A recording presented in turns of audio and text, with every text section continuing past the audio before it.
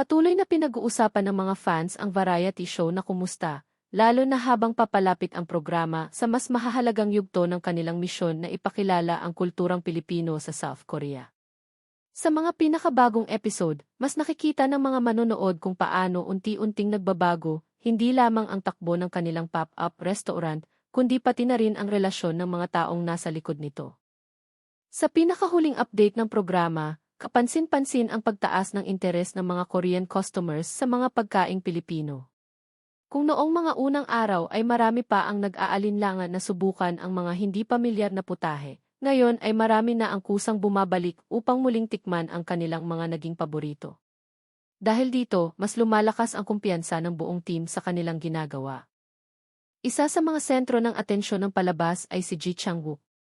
Sa bawat episode, mas nakikilala ng mga manonood ang kanyang tunay na personalidad sa labas ng mga karakter na kanyang ginagampanan sa mga drama. Sa halip na makita siya bilang isang sikat na artista, nakikita siya bilang isang taong handang matuto, makisama, at tumulong sa simpleng mga gawain sa restaurant. Habang dumarami ang mga customer, mas nagiging abala rin ang operasyon ng kanilang negosyo. Makikita ang buong team na nagtutulungan upang masigurong maayos ang serbisyo. May mga pagkakataong nagkakaroon ng maliit na pagkakamali at hindi inaasahang problema, ngunit sa halip na magdulot ng tensyon, madalas itong nauwi sa mga nakakatawang sandali na lalong nagpapalapit sa mga miyembro. Isa sa mga pinaka-nagustuhan ng mga manonood ay ang natural na chemistry ng cast. Hindi ito mukhang scripted o pilit. Ang kanilang mga tawanan, asaran, at simpleng pag-uusap ay nagbibigay ng pakiramdam na parabang nakikisama rin ang mga viewers sa kanilang paglalakbay.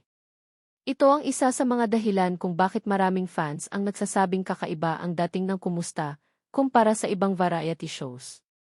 Sa mga pinakahuling eksena, mas naging sentro rin ang mga kwento ng mga customer na bumibisita sa restaurant. Maraming Korean visitors ang nagbahagi ng kanilang karanasan matapos matikman ang Filipino food sa unang pagkakataon. Ang ilan ay nagulat sa kakaibang lasa habang ang iba naman ay agad na nahulog ang loob sa mga putahe. Ang mga simpleng reaksyong ito ay nagiging patunay na epektibo ang layunin ng programa na ipakilala ang kultura ng Pilipinas sa mas maraming tao. Habang nagpapatuloy ang proyekto, mas lumalalim din ang pagkakaibigan ng mga miyembro. Makikita na mas nagiging komportable sila sa isa't isa kumpara noong mga unang episode.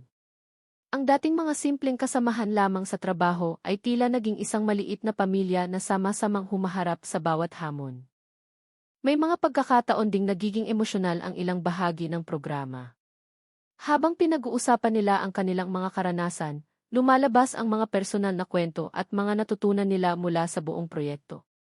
Ito ang mga sandaling nagbibigay ng mas malalim na koneksyon sa mga manonood dahil hindi lamang pagkain ang ipinapakita ng palabas, kundi pati ang mga tunay na karanasan ng mga taong nasa likod nito. Sa kasalukuyan, patuloy na tumatanggap ng positibong reaksyon ang Kumusta mula sa mga fans sa iba't ibang bansa. Marami ang pumupuri sa simpleng konsepto nito na nakatuon sa kultura, pagkain at pagkakaibigan. Sa panahon kung saan maraming variety shows ang umaasa sa malalaking kompetisyon at matitinding challenges, pinatunayan ng Kumusta na sapat na ang mga totoong kwento at tunay na samahan upang makahikayat ng mga manonood. Habang papalapit ang mga susunod na episode, mas tumitindi rin ang pananabik ng mga fans sa mga bagong kaganapan sa restaurant at sa mga susunod na bisitang makakasama nina Ji Chang-wook at ng buong team. At habang patuloy nilang ipinapakilala ang kultura ng Pilipinas sa South Korea, mas marami ring alaala, tawanan at makabuluhang kwento ang nabubuo sa bawat araw ng kanilang paglalakbay.